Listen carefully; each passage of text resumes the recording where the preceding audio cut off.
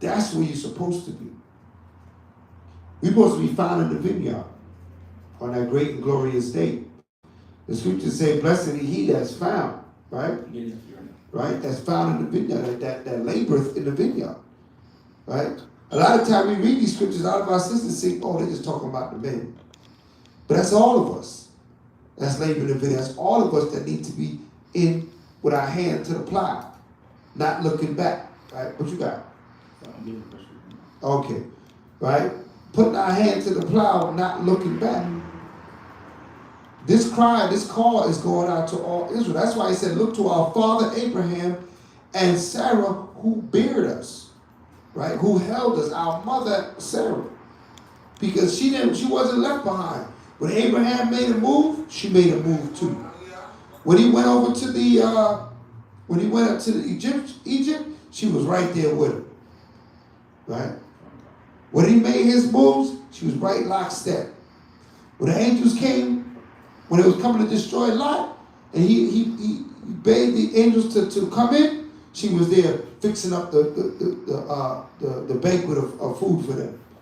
Right? Because why? She was right there in lockstep with building a nation. And that's what a lot of our sisters have to understand. You might want a brother that's in this work. You get a brother that's in this work, you gotta be prepared yourself to work too. You gotta prepare yourself to put your brick in. Right? That's how revolution happens. That's how this evolution is going to take place. Right? You got those verses for me? All right. The book of Matthew, chapter 24 and verse 46. Go ahead. I'm starting verse 45. Who then is a faithful and wise servant, right, whom his Lord hath made ruler over his household, to give them meat in due season? Blessed is that servant whom his Lord, when he cometh, finds so doing. Right. So blessed is that servant when he cometh, finds so doing. What does he find him doing? Giving meat to his house, blessing his people, teaching his people, providing for his people. We all gotta provide. Men, we sit in a position of authority, thus saith the Most High. But our sisters, our elder sisters, supposed to have authority over our young sisters.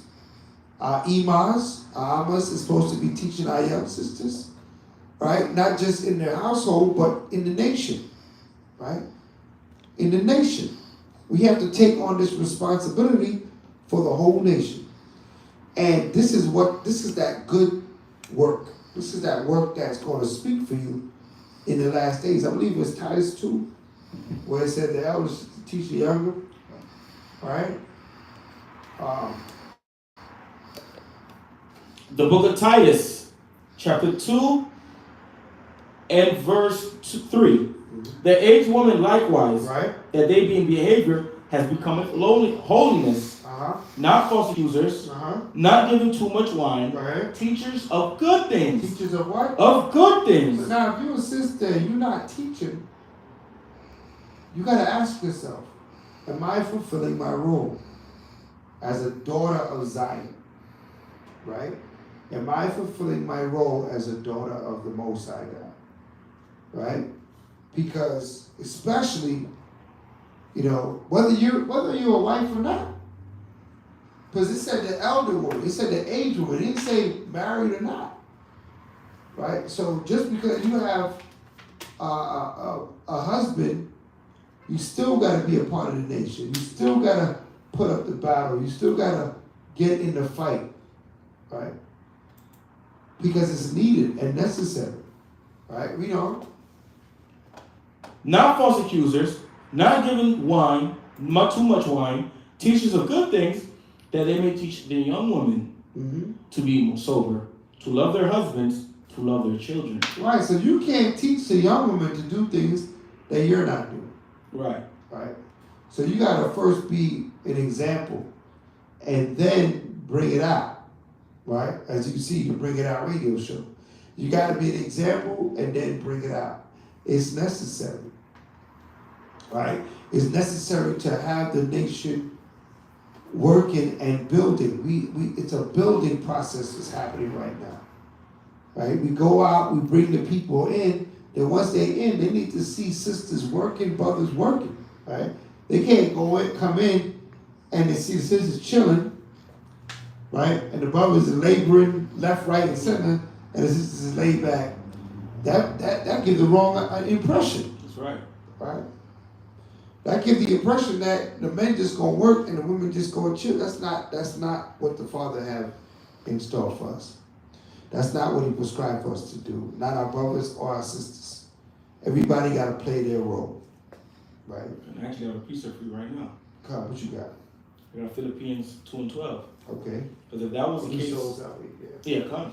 Yeah. If that was the case for our sisters, just not to do any type of work, just come in, dress with a dress and head wrap and fringes, why would Paul give this type of instruction to our people? Right. The book of Philippians chapter 2 verse 12.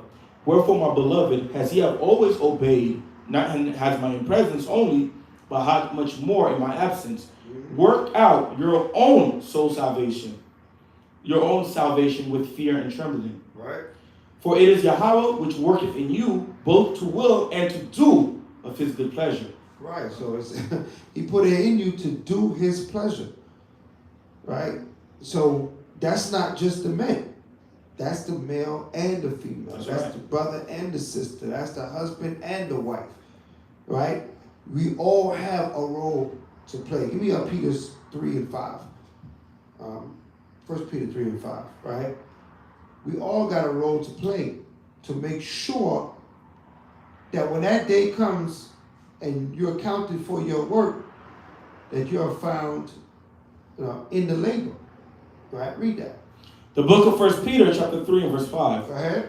For after this manner, in the old time, the holy women also, who trusted in Yahweh, right, ordained themselves, being in subjection unto their own husbands. Right, so they adorned themselves, being in subjection unto their own husbands, meaning that, they're in the work, but they're not disrespectful. Not because, sometimes some of these sisters, they got skills, man. Right?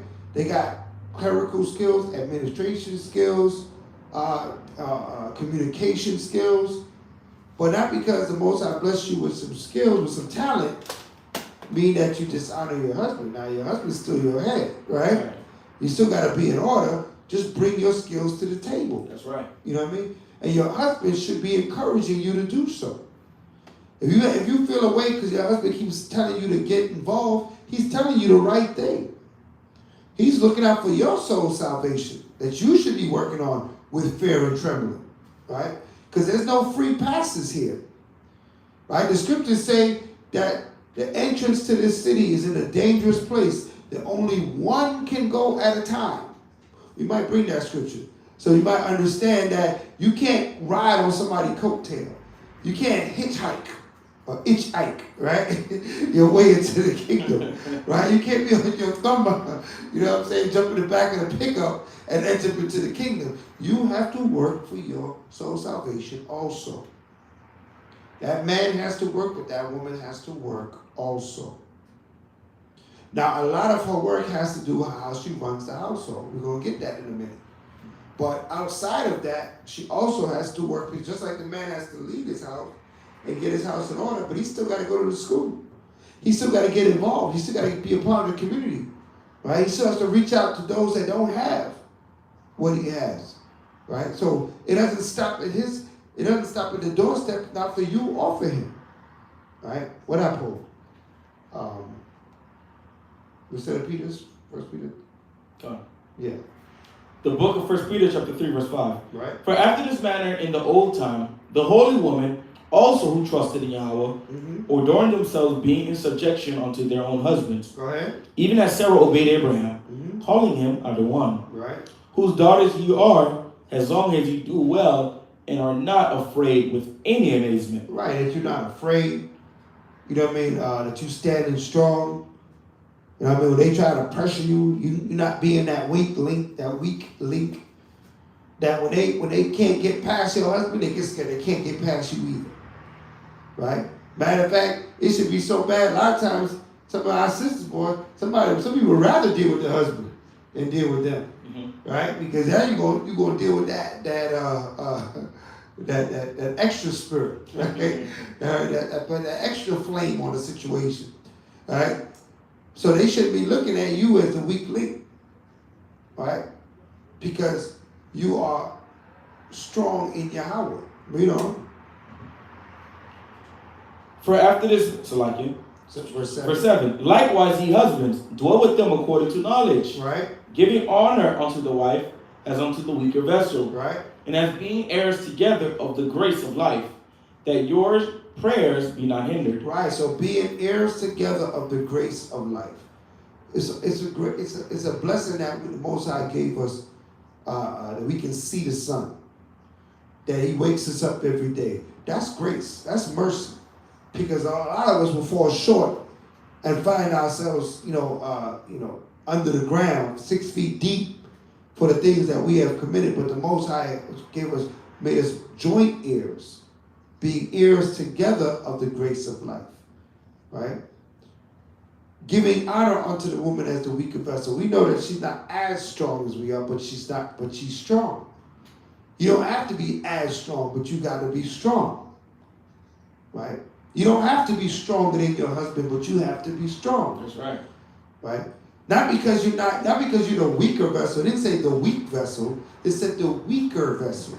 Meaning that you're not as strong, but you still need to be held accountable and strong in the things that the Most High have for you to do. Right? That's your place of strength, of showing yourself dedicated to the will of Yah. I'm thinking of a scripture that says to teach the young women to guide the house, love their husbands. I know we went in at the titles, but I know it says the same thing. I want to say it's in Timothy's. I think I got it.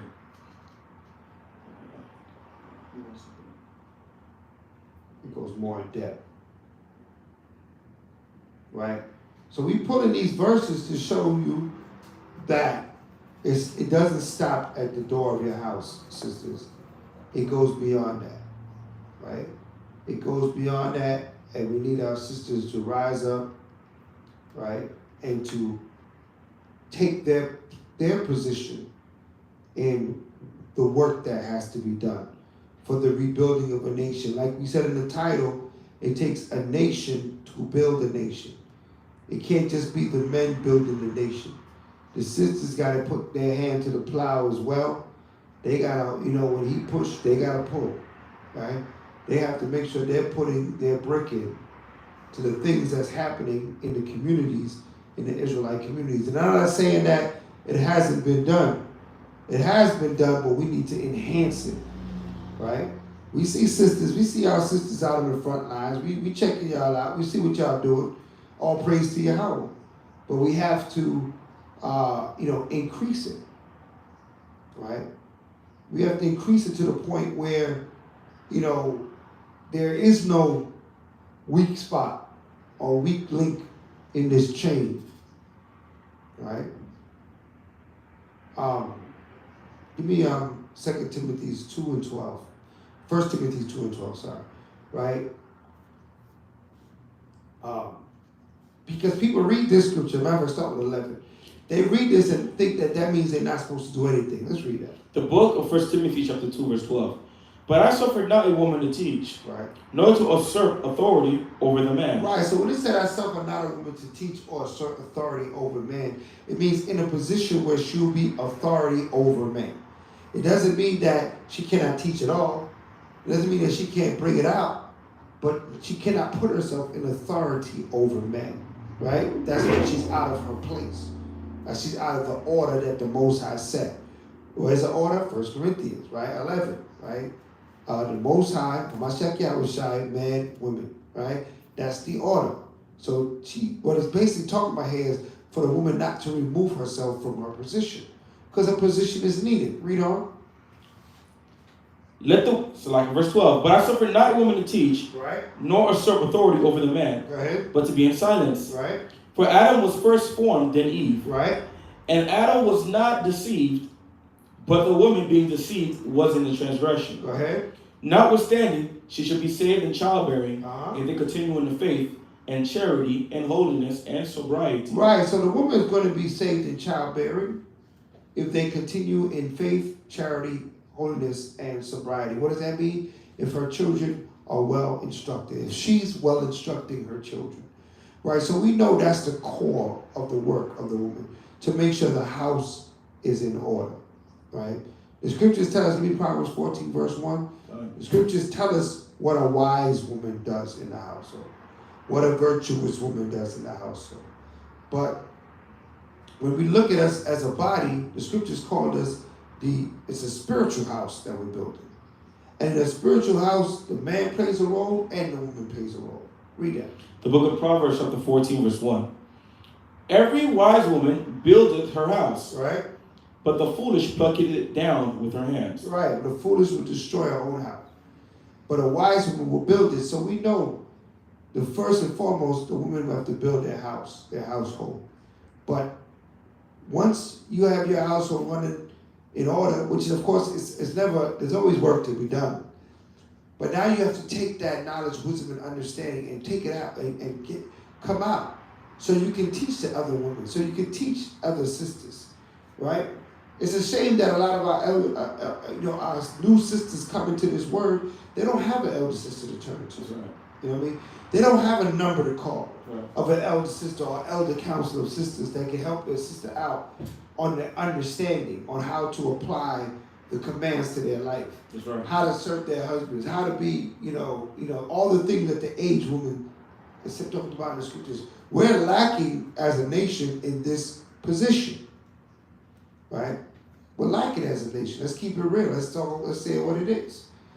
But the Father is bringing it to the forefront, saying that now is the time for us to no longer lack in this position, for us to now rise up the spirit like was in Deborah, the spirit that was in Judith, right? The spirit that was in the sisters of aforetime in Scripture, the spirit that was in Sarah.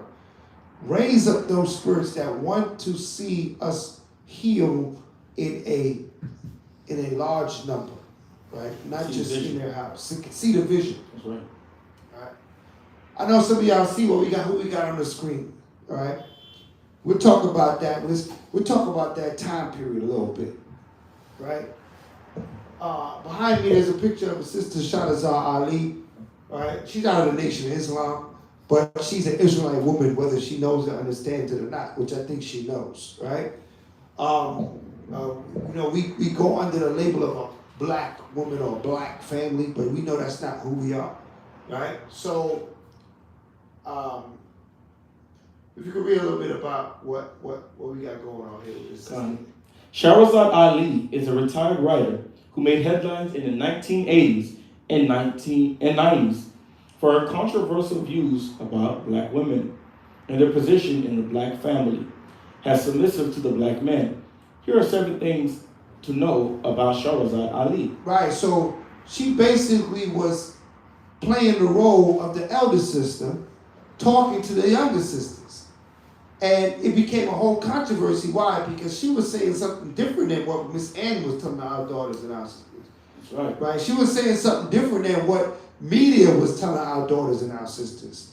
She was telling our sisters to what? To be in a submissive position with their husbands. Get back behind their husbands. Get back in their families. Get back behind righteous men, good men, right? That, you should be looking for the type of man that you could get behind. See, a lot of times women want to get behind a Little Dirt, right? Or Drake, right? Or little Drizzy, right? That's who they want to get behind, right? And then they want to complain when they get behind them, and the blind leadeth the blind. Right. So Scripture say when the blind leadeth the blind, they both go into what? Destruction. So they want to complain when they're led into destruction. But did they really interview who they determined they was going to follow? Right? Did they choose this man according to wisdom, knowledge, and understanding, or did they choose him according to, his eyes, the color of his eyes? He makes me laugh. Or he makes me laugh. Or he smile, he got a nice smile, right? Or he got muscles, right? Did they choose him for that, or did they choose him for something that they could actually, benefit from, right? So Miss Shadas Ali is talking to our sisters. She's playing the role of an elder sister to the young sister as it is written in the scriptures. Let's see what she's talking about. 7 attributes. Go ahead. So you want me to go down to what she's saying? Come. All right. Although not lazy by nature, she has become loose and careless about herself and about her man and family. Her brain is smaller than the black man's.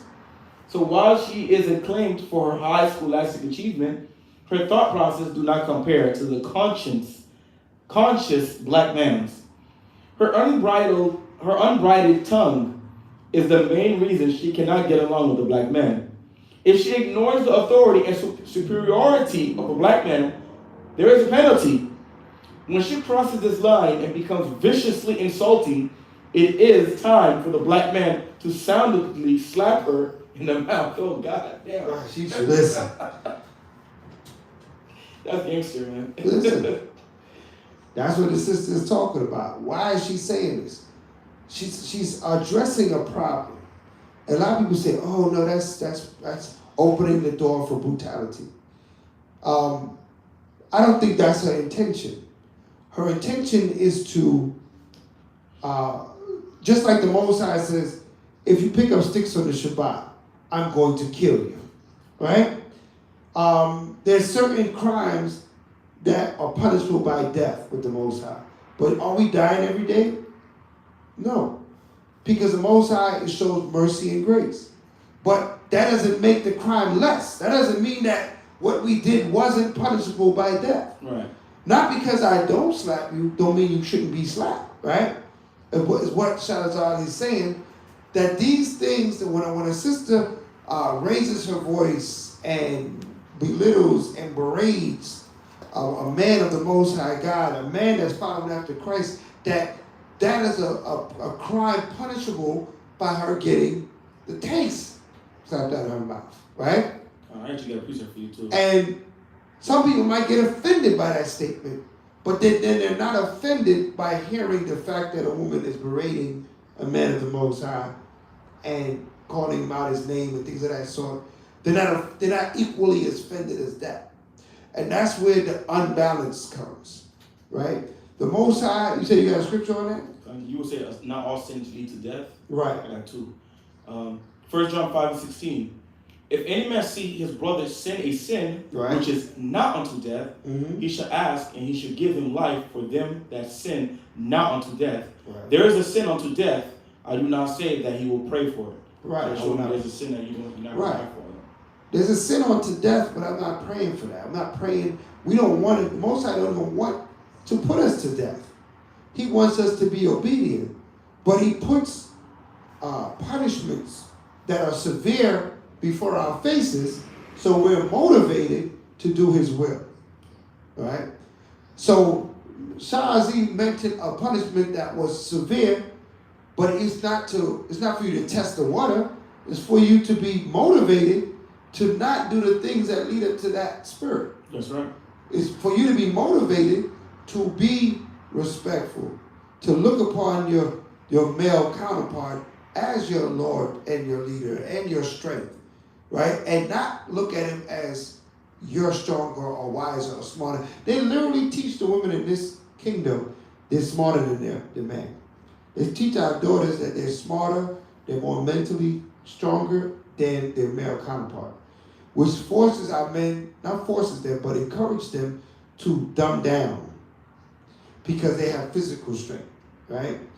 Strength comes in a package, right? Your mental, physical strength come together, right? Not only are you physically stronger, you're also mentally stronger. You're supposed to be. You're supposed to be emotionally strong. You're supposed to be more unmovable, right? Stable. You're supposed to be all these things. The man is supposed to be all these things. If he's walking in his manhood, if he's walking as a man of the Most High, he's supposed to be these things. And if he's not, then he needs to, strengthen himself. If you find weakness in your body, you go to a therapy and they say, well, your knees are weak. What do they give you? They give you things to do to strengthen your knee. Right. If your back is weak, they give you things to do to strengthen your back. If your mind is weak, there's things you need to do to strengthen your mind. Not just say, oh, well, my mind is weak. Right? Right? You exercise the thing. The Father told you should be in this word, applying, meditating on the word. That strengthens your mind. That gives you the ability to orientate and understand the will of the Most High God better and better and better the more you speak and study and meditate on the word of the Heavenly Father. It creates a new mind, right? Scriptures call it a new heart, right? A new heart is a new mind, right? Not after the mind of where you out in the world, but a new mind. Because a lot of women are offended when the sister said this, but she's so on point. I actually got the precept of where she's getting that from. Go ahead, read that. The book of Proverbs, chapter 18, verse 6. A fool's lips enter into contention, and his mouth calleth for strokes. Read that again, brother. Oh, man. Did you hear that on the Bring It Out radio show? I told you that this is the captain. The captain's lethal with these verses, right? This damn verse going to be written on the wall. Read that again, brother. The book of Proverbs, chapter 18, verse 6. A fool's lips enter into contention. Enter in contention. A fool's lips brings contention. Right? It makes a mountain out of a molehill, as they say in this world. It makes a problem when it doesn't soothe the problem, it ignites the problem. Right. And that's what Miss Shadazar was talking about when it said when that black woman berates that black man or speaks aggressively to that black man, because he knows that that's not the way he's supposed to be spoken to. He knows that. He knows that in his spirit that this is not right. I shouldn't be spoken to by my woman like this. So a lot of times they get emotional, then the man becomes weak. And we're going to see how that happens, because the woman has the ability to weaken the man. Right? And we're going to show you that in the scriptures. Right? We're not just making this stuff up. It's all in the verses. Right? The woman, if the man allows it, has the ability to make a man weaker by her speech and the way she communicates with this man, or to make him stronger on how she communicates with this man, right? So read that verse again. The book of Proverbs, and I got the next verse for you. You just go. The book of Proverbs, chapter 18, verse 6. A fool's lips enter into contention, and his mouth calleth for strokes. And his mouth calleth for strokes. So that's what she's talking about, getting slapped in the mouth, right? That mouth called for strokes, right? And it's not out of hate, it's not out of brutality, it's out of respect and love for what the Most High set before us. Honor what the Most High set before us, to stay in the spirit, right? When you read in other versions, it says it calls for beatings. That's what it says, right? Calls for beating, that's right. You want the one about her strength, her words, her strength and weakness? Right, let's get the weakness and the strength. I think it was Sirach 25. Okay. Yeah. The book of Sirach, chapter 25, verse 23. A wicked woman abateth the courage, right? Maketh a heavy countenance, right? And a wounded heart. What's a heavy countenance? That's when somebody look all sad, their head is hanging down low, they can't stand confidently, they sitting there like this, they're looking at the floor, they're always looking at the ground like they lost something. That's a heavy countenance, right? They said a wicked woman that abateth the courage, mean that, what it mean to abateth the courage? Mean that if the man had courage to go do things, she'd talk him down, talk him out of it. Tell him he can't do it. He's not this, he's not that. That's a berating him, bringing him down. So that makes his courage fall. Read on. A wicked woman abateth the courage, maketh a heavy countenance and a wounded heart. And a wounded heart, a wounded mind. Go ahead. A woman that will not comfort her husband in distress maketh weak hands. Maketh what? Weak hands. So just like I brought up, that a woman can make a man weak, right?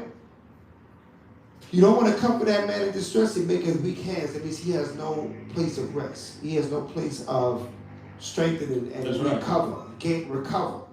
If he's going to go out there and get beat down, come home and get beat down, he has no place of recovery. Right? Read on.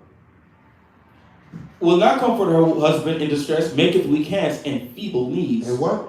And feeble knees. He can't even stand up strong. Feeble knees and weak hands mean that what? he can't create, and he can't defend, right? That's right. Because he doesn't feel like he has that right to, right? He doesn't feel like he has the backing of that woman. So, of our women, right? And this is not just marriage. You know, I don't want to just say this is marriage, because this is any woman that robs a man of his courage.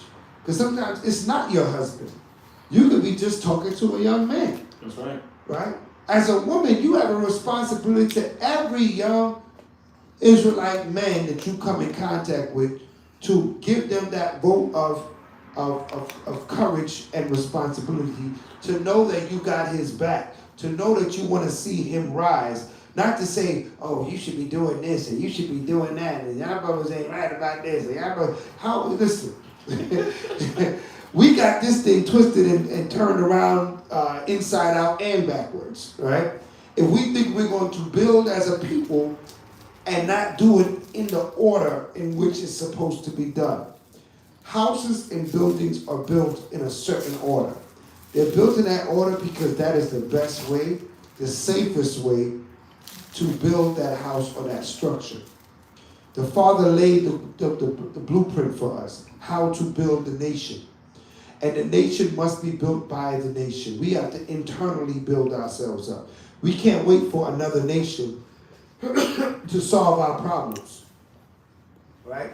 We have to solve our own problems, and it starts between our male and our female of our kingdom, right? Animal kingdom have males and females, right? We have the same, and they both play an intricate role, okay? Read on. Let's sit on that, right? So we understand that the opposite now, if you are boosting up that man, if you're talking comforting to him, that he'll be building up that man. So he can go out and do the battle, right? He can go out and defend, because he know what? That you are allowing him to be responsible for you. You are allowing him to play the role of a man in the nation, a defender, right? A cover, right? That's what our men are supposed to be. Our young men, our older men, we're supposed to be putting that on them, so they don't get that selfish mentality. And see, a lot of our men, they end up, our women, if they move in a masculine tense, what ends up happening? Our men start to flip and move in a feminine tense. That's right. Right? And we're not talking about homosexuality. We're talking about authority. We're talking about responsibility. Right? This had nothing to do with homosexuality. That's another level, right? That's another class for another day, right? Today we're talking about getting our household in order, getting our nation in order, getting our communities in order, so that we can build the nation by the nation. So we have some other examples. Well, we have another sister on the screen. Right? This is Sister Kathleen, it's like your family, Kathleen Cleaver. So let's read a little bit about Kathleen Cleaver. Let's see what this is. Kathleen Cleaver, after marrying the Minister of Information for the Black Panther Party. After marrying the Minister of Information for the Black Panther Party. So those that don't know who the Black Panther Party was, this was a party in the time of the Civil Rights era that main focus was to come together and defend themselves against the constant attacks from the so-called white man. The constant, when I say attacks, I'm talking about mental, physical, economic, educational attacks that they would put upon our people. The Black Panther Party came together to stand up and say no more, right? We're not going to sit back and allow you to destroy us anymore. We're going to sit back and we're going to defend. We're going to fight back. They went as far as to take it to the arms, right? To take it to the streets, to take it to weaponry.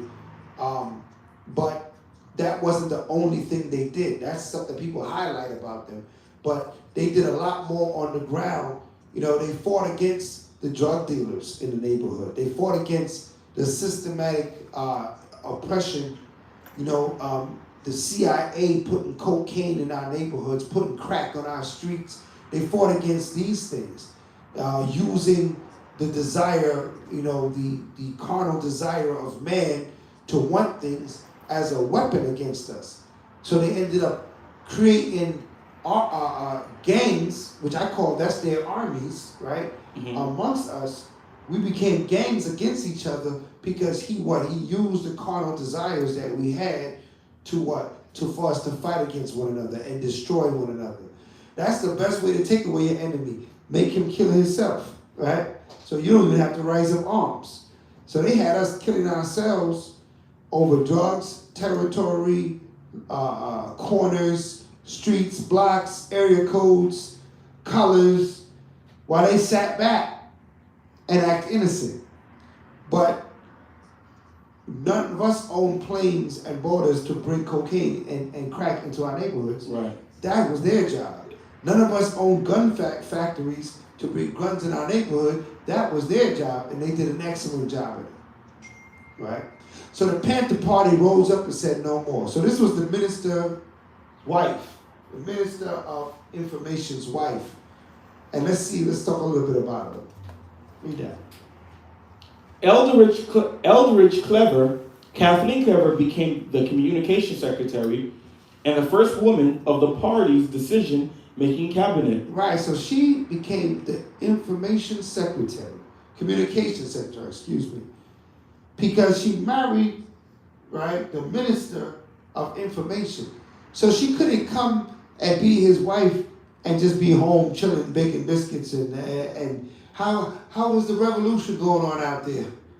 She had to get involved, right? She had to get involved. Why? Because her husband is knee deep in doing this work, right? So she had to take a position, whatever position that he would have for her. She had to get behind her man. And that's an example of what we're talking about here. Now, this is during the civil rights movement, but we see the same thing as in the scriptures with Abraham and Sarah. That's right. You wouldn't find that Abraham and Sarah wasn't right there in the midst. And he had Hagar too. And then when the Mosai got rid of Hagar and Sarah passed, he had Keturah, right? He always had someone there with him in the midst, being a help, right? That's what the woman, that's her natural use. Right? Going back to the very nature of womanhood. Right? Let's look at that in Romans. Let's look at it in Romans and let's look at it in Tobit. Let's pull a couple of scriptures showing the natural use of a woman. Let's start with Romans. Romans 1. In verse 21. The book of Romans, chapter 1, verse 21. Because that when they knew Yahweh, they glorified him not as power. Right. Neither were thankful, but became vain in their imagination, and their foolish heart was darkened. Right, so our minds were darkened when we no longer gave ourselves over to the will of Yah, and we thought that our science and philosophies were more valuable than the word of the Most High. Go ahead. Professing themselves to be wise, they became fools. We became so wise, we thought we were so smart, we became fools, right? We started doing foolish things. Read on. And changed the glory of the uncorruptible God into an image made like to corruptible man. Right, so they start painting pictures, calling it God, right? You got Caesar Borgias, you got all these pictures calling it God. People have, Selassie. I'm just giving you examples, but that was at the beginning of this thing. This thing is biblical, that we started to what? Call men deities and gods. Right, go ahead. Wherefore Yahweh also gave them up to uncleanness, right, through the lust of their own hearts. And because we desired things, the Most High said, "Oh, you don't want to serve me? Go ahead then, be wicked." Right? Go into your foolishness and your wickedness and see where it takes you.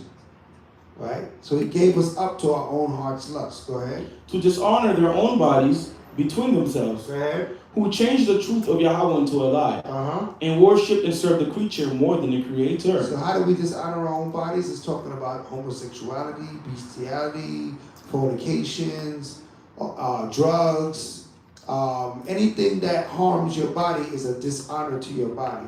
Or anytime you use your body in any way that the Most High prohibited, you're dishonoring your body. You're bringing disrespect to your body.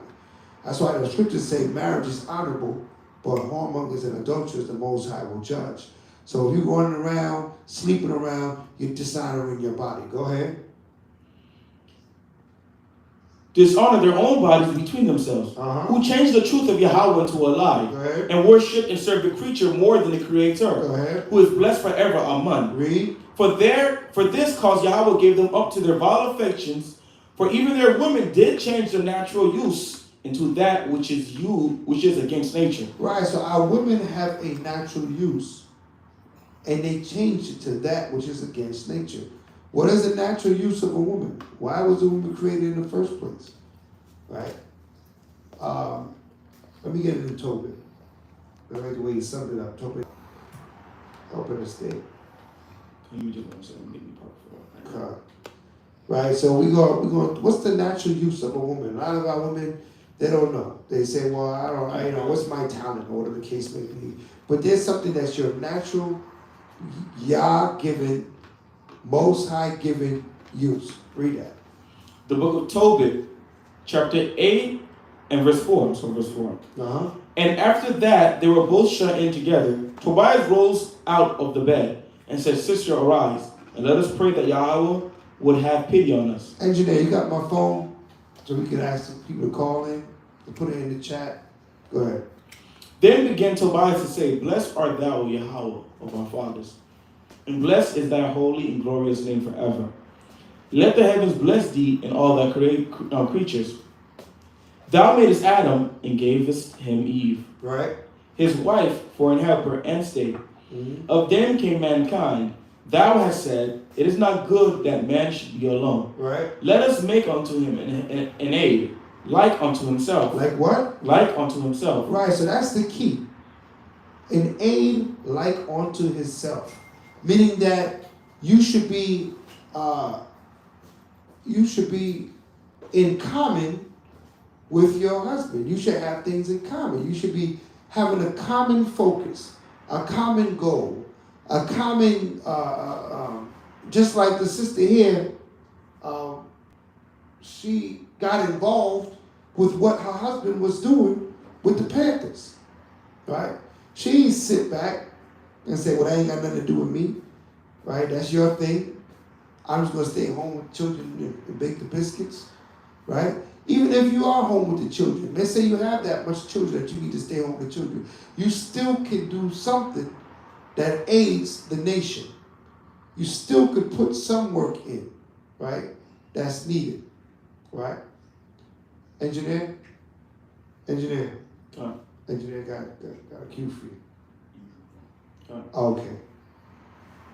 All right, so we still got an aid that's needed that we need you to fulfill. That's the natural use of the woman, to aid the man. Right? That's why the Most High would give the women to men, because that's their natural use. He didn't give the man to women, he gave the women to men.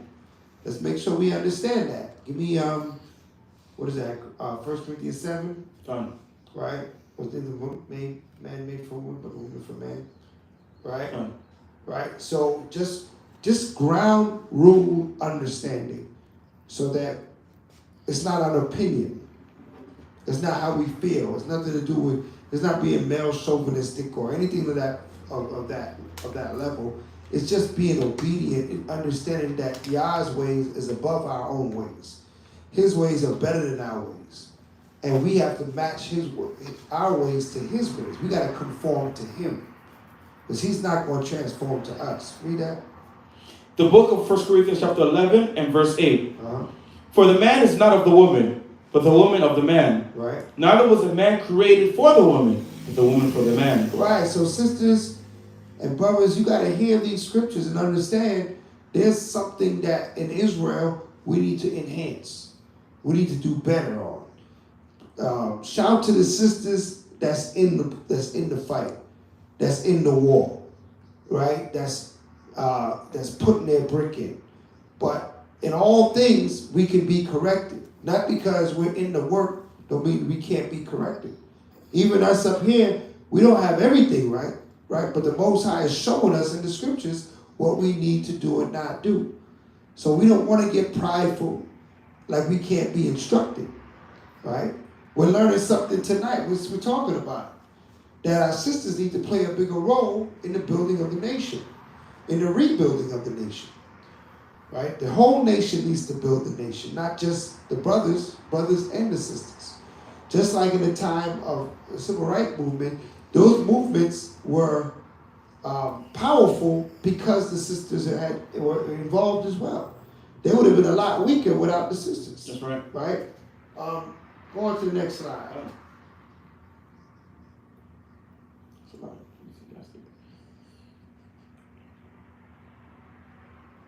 Okay, this is my favorite one. All right, Frederica Newton.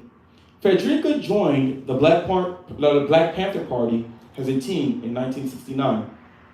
She met Huey in 1970 and married in 1981. And one thing I like just to point this out, in the second one, in the first one, you notice that they were married. They weren't jump off, they weren't city girls, they weren't girlfriends. They were married. Bring it out. That's something that we see twice. Bring it out. Right. And married, that means what? Covenanted. There's a covenant between that man and that woman. It's not just for having fun or hanging out. That means they made a commitment, right, to one another. That means that they all be together. How long does marriage last according to the scriptures? Right? They've made a covenant for marriage till what? Till death. That's the covenant of marriage. Okay? So whether you go downtown to Esau and sign his paper or not, that ain't got nothing to do with the Father. You have to make a covenant with your heart and your spirit and put it on paper that you are going to be with this woman for the rest of your days. And she's going to be with you for the rest of your days. Okay? And whether you have one wife or two wives or 10 wives, it doesn't matter, because you have to have a covenant with each and every one of these women if you're going to have them in your life. Thus saith the Most High. Right? This is real. This is not like play. You know what I mean? This is something that you're going to be having to, having that responsible for this soul for the rest of your life while you have breath. Okay? That's what the Most High put before us. This hybrid thing that we're doing nowadays, that wasn't from the Most High. That's from the evil of man. That's from within man. It said, what coming from within man? Fornications, evils, right, adulteries, blasphemies. That's what the scriptures say come from within man. That don't come from the Most High. The scriptures never told us to do that. The scriptures told us when we get a woman, you keep that woman. Right? The scriptures tell you when a woman get a man, you keep that man. And you stay with that man for the rest of your days. And when we start to get back to that foundational understanding, then this will make a lot more sense, right? That foundational understanding of marriage is forever with the Most High. Okay. Come together, we stay together. Okay. So, with that being said, I like to focus the point that you pointed out that they were married. You know what I mean? That they weren't just hanging out, they weren't chilling, they weren't vibing, right? They weren't dating, but they were married. That's right. You know what I mean? They respected, and a woman that's considered, there's going to be a Mrs. Captain I'm a one, there's going to be one, right? And she's going to be respected as Mrs. Captain I'm a one, right? And she's going to have to play a role in that position. She can't be just sitting back and chilling, going to the club or to the cleansy or hanging out because I don't got to do it. He's doing it, right? That's not going to fly with the Most High, right? That's not going to make it, right? That's not what Yah had in store for us. That's not what we're reading in the scriptures, right? It said joint heirs. It says common. It says an aid like unto itself. A helpmeet. All the scriptures is pointing out that this woman is like this man. She's in the midst of the work that this man is doing, playing her role and her supporting role to the work that the Most High. But the Most High put Adam there and he needed help. A help like unto himself. It's not complicated. We make it complicated, right? Because the white man is in our ear. He's in our head. He's a puppet master. He got us thinking things that's backwards. That's his backward self with his woman. They could go fight for who's number one, right? Our women shouldn't be fighting for who's number one. They should know who number one is already. That's right. Right? They should be trying to be the best number two that they can be, because you can't be number one, right? That's causes conflict where the conflict is not needed. Right? It's not needed. That's right. If I could, the scripture said we gotta be jointly fit one to another, like the game Tetris. Yeah. All the pieces don't look the same, but they all come together to make what needs to be made. Mm-hmm. You understand? Everybody just gotta understand how to play their role. Like you said, you just gotta play that number 2, the number 3, number 4, whatever the case may be, and do it to the best of your ability to keep that structure strong. That takes away the strife. That takes away the heartache, the failed expectations. It takes all those things away. Everybody plays their role and they play it excellent. They play it to the best of their ability. So what? Everything is blessed, right? So let's talk about his sister, Huey P. Newton's wife. After he was dead in 1989, Frederica established the Huey P. Newton Foundation, where she served as president. In addition to operating literacy and voter outreach programs, the foundation holds the Black Panther Party archives with her late husband's papers, photos, and more. Right, so she took the work her husband was doing and established it into a foundation and taught it to the people about her husband. So she literally expanded the work that her husband was doing. Right? That's beautiful in the sight of the Most High. Right? What are the 3 things that the Most High find beautiful? Let's read that real quick. Give me Sirach 25, verse 1. Even though this class is not about marriage, but it does lend its attributes to the building of the nation, because a nation is but when you break it down to the smallest denominator, it starts with a marriage, then it builds a family, then a group of families come together, which builds a community, and a group of communities come together, which builds a nation. The 12 tribes of Israel is one family, right? Every tribe is a cousin to the other tribe, because they were all brothers that created the tribe of Israel. So the foundation of nation is family, right? So it always and there's no family without the marriage. So it always boils back down to the lowest common denominator.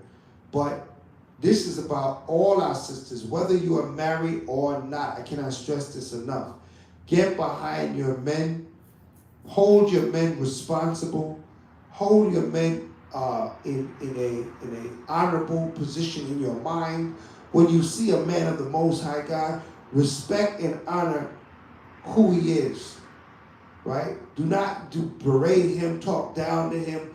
And men, do not sit there and berate your brother with a woman. Right? What are you doing? Right? Man, there's so much things we can talk about. Man, if you're a brother and you have a problem with your brother, that's something to discuss amongst the men, not to belittle your brother in front of your sister. Because now that sister gonna have a different look, how could you say, perspective on that brother, and it's gonna come out in her speech and her posture, right? That's for us to deal with. Right? As men, let's deal with that. Let's deal with that brother as men. But ain't no sister going to disrespect that brother, right? It's like when you have children. Adults could be going through things, but the child ain't supposed to be jumping up and disrespecting an adult. They gonna get slapped down. You get behind whooping. Right? They gonna get slapped down immediately. Right? So it's the same thing with our men. If you got a problem with another brother, discuss it with the brothers, man. Never disrespect your brother that's on the front lines doing this work. Yeah, we're going to have issues and situations. Let the men deal with that situation. And as a sister, if a man comes telling you about another man, you respectfully let that brother know, listen, I need to respect all the brothers. Right? They're the ones who the Most High placed over us. Right? Whether you're married or not, right? The men have been placed over you. That is the construct of the nation. It is not just the construct of the marriage. It's magnified in the marriage, but it's the construct of the whole nation. Right? When we read about it in Corinthians, it's not talking about marriage. He's my head or who's my head. Listen, all the men are your head. Right? Then you have your specific head when you get a husband. Let's understand this. What you holding? What you got going on? I see you working both screens.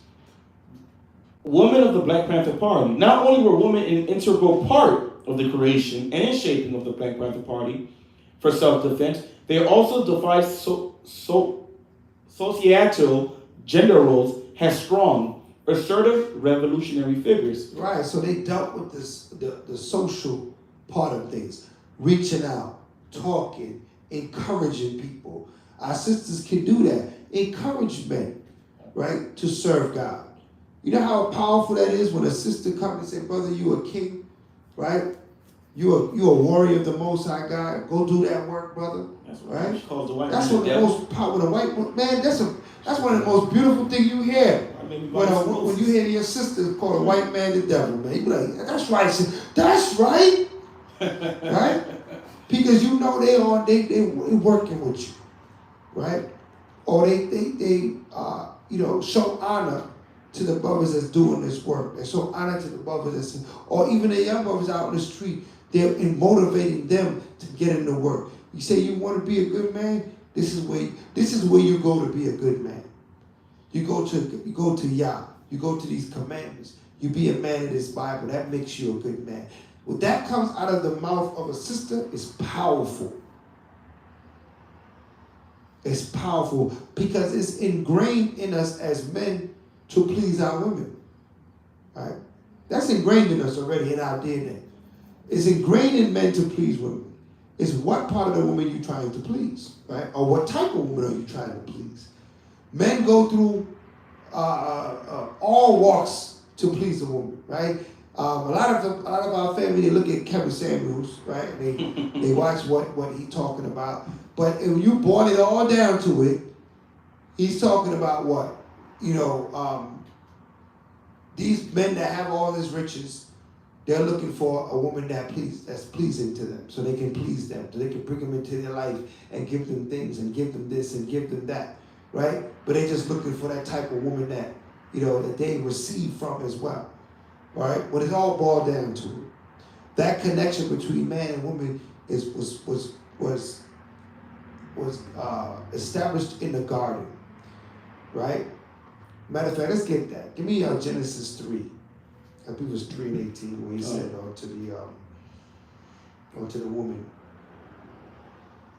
The book of Genesis chapter 3 and verse 16. Yeah. Unto the woman he said, I will greatly multiply thy sorrow and thy conception. Go ahead. In sorrow shalt thou bring forth children, and thy desire shall be to thy husband. Right. And he shall rule over thee. Right. Your desire will be to your husband and he shall rule over you. That connection was made from the garden.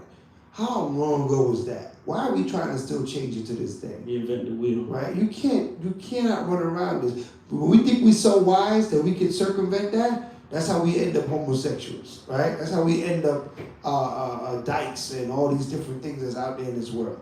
Transvestites and all that kind of stuff, right? Because we think we're smarter than the Most High, right?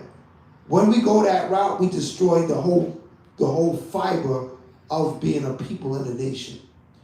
Right? The nationalistic fiber of being an Israelite is all destroyed because we keep trying to rewrite what the Father wrote down. He wrote it down and left it for us so we can learn from it, not for us to change it. All right? So we look at it again. So the saying here, like the strong sisters, they played an intricate role, right? Being assertive, going out there, telling the people, no, they used to say what, no justice, no peace, man. They used to say black power, right? I want to hear the sister say, Kwam Yasharala. That's what I want to hear the sister say, rise Israel. That's right. Right? You want to hear the sister say, we got next. You know what I mean? We want to hear the sisters say, bring that out. That's what we're looking for, right? We're looking for those powerful sisters that just, they can't wait to support this movement. We got some powerful sisters that support the Light of Zion, man. You know, shout out to Sister Mariah, Sister Ellie Issachar. You know what I mean? The sisters stay on it, man. Sister Bettina, sometimes she be the first one logged in. You know what I mean? They on it. And we have a lot of sisters in the house here. Sister Charlotte. I gotta shout out my Benjamin sister. All right, Shara. All right, Sister Shara. Right, all our sisters at home that hold it down for us, man. You know, that donate, that stand behind us. Even the screen behind us, that Sister Rapaya that brought that screen behind us. You know what I mean? I mean, it makes it happen when everybody puts their brick in, right? We got the sisters that lead in the HAD department, Sister Shemaiah, and Sister Malachiah, all of them just putting their work in. Sister Abia, putting that work in, doing what needs to be done. Sister Eshore, we can go on and on, right? And it's a blessing that we can, but I know we can do better. I know we can do more. Right, Sister Bayath, big time supporter, a lot of Zion. I have here this box here. I told the sister I was gonna bring it up.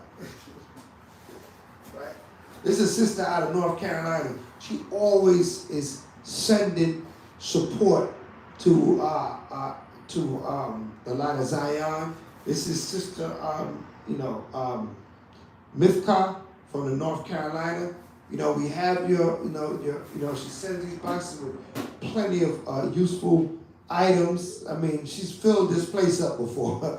You know what I mean? So she keeps pushing, her eyes on the prize, she's supporting the brothers. That's what we need. We need all our sisters to make sure you're getting involved in whatever way you can, right? She's known to send these things to a lot of camps, I believe, not just Light of Zion, but, these boxes are full of just useful items. Things that's needed. I'm not going to go through everything that's in there. But things that's needed, monetary donations, everything, man.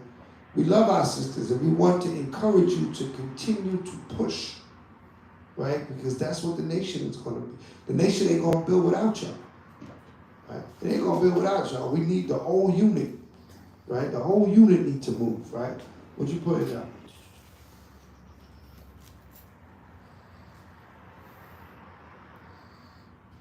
I think that's it. Let me see.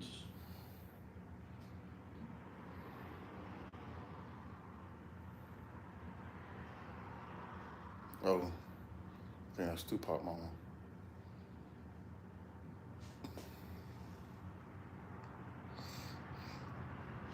Yeah, you can read that one, yeah. All right, Erica Hudgens. Activist and political prisoner, Erica Hudgens spent 14 years in the Black Panther Party. 8 of the years were spent as the director of the Oakland Community School. She became the first woman and black person appointed at Alameda County Board of Education. She is now a facilitator with worldtrust.org and leads dialogue about race and other inequalities. Right, so the sister's stepping up.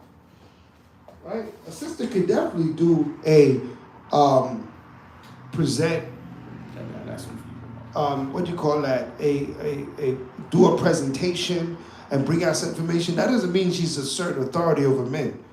She may have some information to bring out. We want our sisters to bring it out, right? You have information that we need to hear. Why not hear from our family?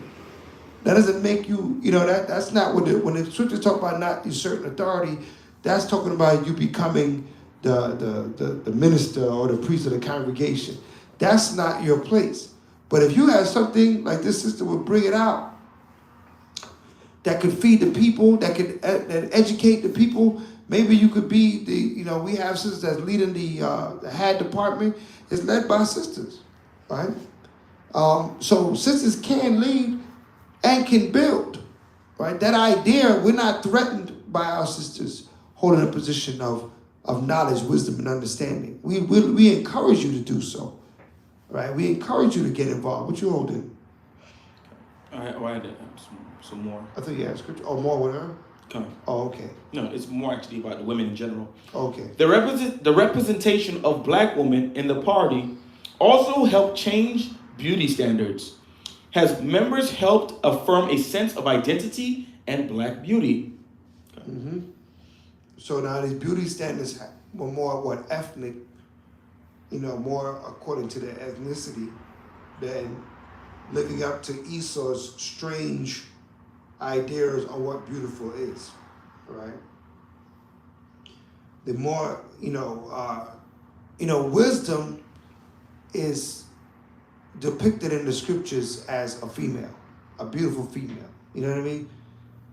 Something that a man joins himself to. He joins himself to wisdom. That's why when you go to the Song of Solomon, he's constantly talking about wisdom in its tense of someone that he would love or to interact with or to have close onto himself.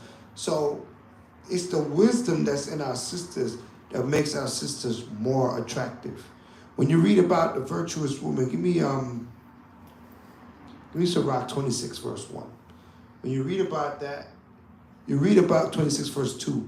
You read about what she bringing to the table. It's her righteousness, right, that she's bringing to the table. Read that. The book of Sirach, chapter 26, verse 2. A virtuous woman rejoiceth her husband, and he shall fulfill the years of his life in peace. Right.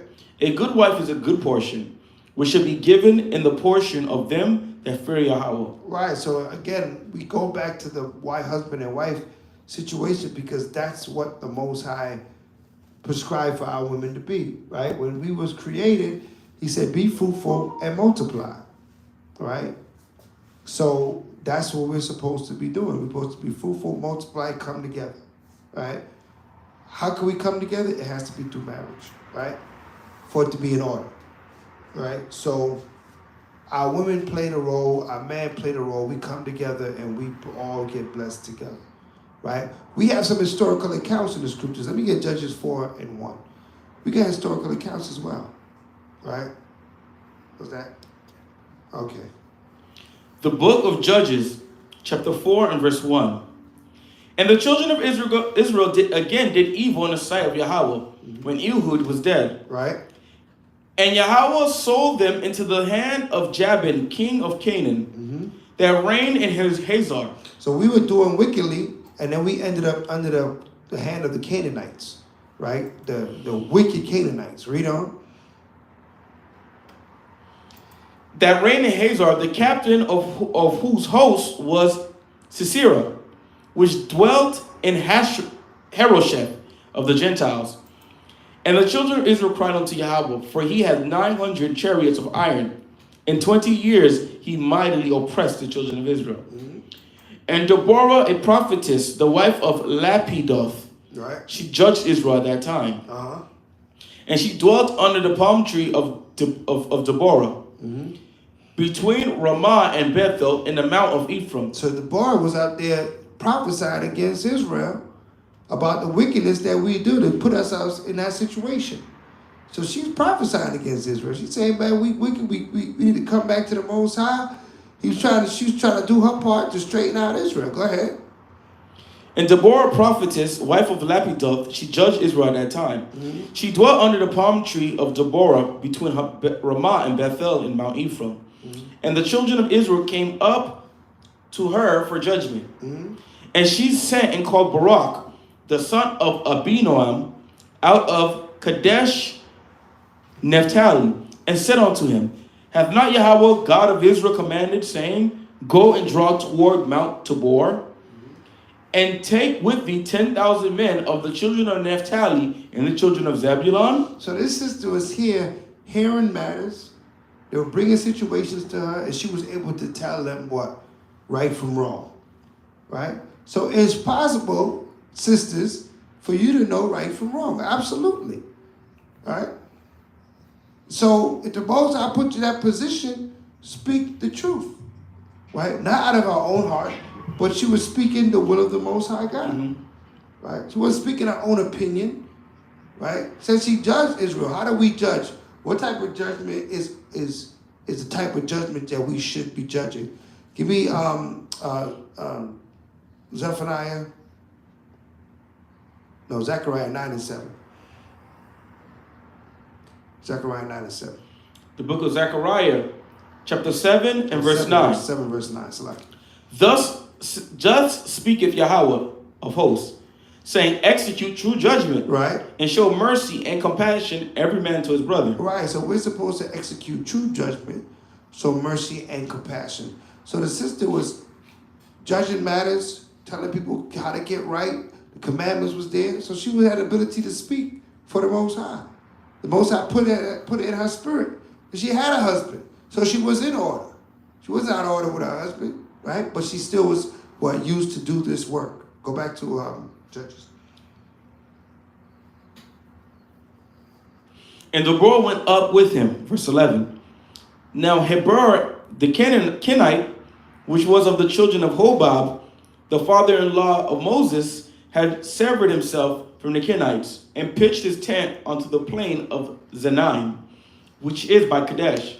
And they showed Sisera that Barak the son of Abinom was gone up to Mount Tabor. And Sisera gathered together all his chariots, even 900 chariots of iron, and all the people that were with him, from Harosheth of the Gentiles unto the river of Kishon. And Deborah said unto Barak, up, for this is the day in which Yahweh has delivered Sisera into thine hand. Is not Yahweh gone out before thee? So Barak went down from Mount Tabor, and 10,000 men after him. And Yahweh discomfited Sisera, and all his chariots, and all his host, with the edge of the sword before Barak. So that Sisera lighted down off his chariot and fled away on his feet. But Barak pursued after the chariots and after the host unto Harosheth of the Gentiles.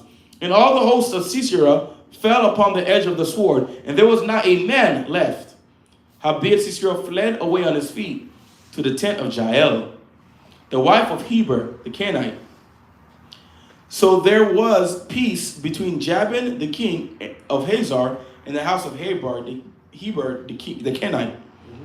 And Jael went out to meet Sisera and said unto him, turn in, my lord. Turn in unto me, fear not. And when he had turned in unto her into the tent, she covered him with a mantle. And he said unto her, give me, I pray thee, a little water to drink, for I am thirsty. And she opened a bottle of milk and gave him drink and covered him. Again he said unto her, stand in the door of the tent, and it should be, when any man doeth come and inquire of thee, and say, is there any man here? Thou shalt say no. Right. And Jael, Heber's wife, took a nail of the tent, and took a hammer in her hand, and went softly unto him, and smote the nail in his temple, and fastened it into the ground. For he was fast asleep and worried, so he died. And behold, as Barak pursued Sisera, Jael came out to meet him, and said unto him, come, I will show thee the man whom thou seekest. And when he came into her tent, behold, Sisera lay dead, and a nail was in his temples. Right. So Yahweh subdued on that day Jabin, the king of the Canaan, before the children of Israel. And the hand of the children of Israel prospered and prevailed against Jabin, king of Canaan, until they had destroyed Jabin, king of Canaan. So that's a sister right there, right? She backed him up and took out, right? Barak's, what was her name again?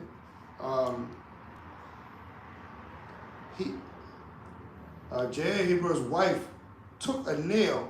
So Heber's wife took a nail and killed Sisera, right? Because he knew that he was being pursued by the Most High, by the children of Israel. So she took this opportunity, just when he thought she was just a woman and she was soft, that she stood up and defended the nation of Israel in a way that was valiant, right? Now, she wasn't out there in the war fight. She wasn't in the battle taking the city, but she had a subtle position, and she was able to strike in a way that she didn't put herself in too much of harm's way, right? So just showing that as as a battle that we have to do here, it's a spiritual battle. So we might go to the front lines and go war with our enemy, but our sisters need to be in the midst of this, doing something else or ready to do their strike, but in a way that doesn't put them in harm's way. I hope everybody understands what we're learning here tonight. What we're learning here is that when the nation rises, the whole nation got to rise. There's an old saying that says, the rising tide raises all boats. That's right. If we all going to rise up, we got to rise up together. If his brothers got to get right, the sisters got to get right along with them, right? All our levels got to be increased. If we're going to fight, we all got to fight together. It makes no sense we going against the enemy and we got to worry about our own home and the conflict in our own houses. How can we fight the battle with strength?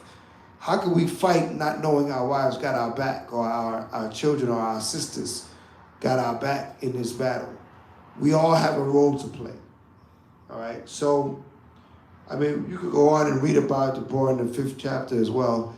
But just understand this history is written for our learning, that we through patience shall be instructed by the scriptures. So tonight, we touching this topic. We're going to do some closing comments at this time. We're not going to run too late. We started late, so I get to the family, so it's cut a little bit short, but I think it still was a powerful discussion. We didn't really light up the phone lines tonight. The music was, because of our technical difficulties, we didn't have music, but we'll definitely get back to that by the next show. The next show is going to be awesome as well. We thank everybody for logging in with the Bring It Out radio show, getting online, getting involved. Have you been looking at the chat? How's the chat going? Is active. All right. Any questions on the chat before we sign off from the family? No questions in the chat. All right. No questions in the chat. Well, the water to every brother and every sister that gets involved in this revolution, this evolution of a people, the revolution of a nation, the coming back, the rebuild, the restructuring of Yasharallah, the princes of power. Continue to be moving faith. If you're a married sister, support your husband, push him to do Yah's will. And if you are a single sister, support every brother you get in contact with and tell him that he's a king and a lord in the Lord's army, and allow him to do this work the best way he can as the inheritors of the kingdom of heaven. And with that, I would say shalom. How about you, Kat? Any closing statements? I think this class should be like a motivation for a lot of our sisters that feel like, maybe they're not, able to really do anything for the Most High since they're women. But it should motivate you to stand up. There is a place for you. There is things that you can do for the Most High, so you can make your election sure. Because there's only 33% of Israelites going to make it in these last days. And you want to make sure you do as much as you can, that the strength the Most High give you to make sure you get a seat in the eyes of the Most High to deserve salvation. So that's all I have to say. Okay. So with that, shalom to the family. Another Bring It Out radio show. See you next week. Shalom. Shalom.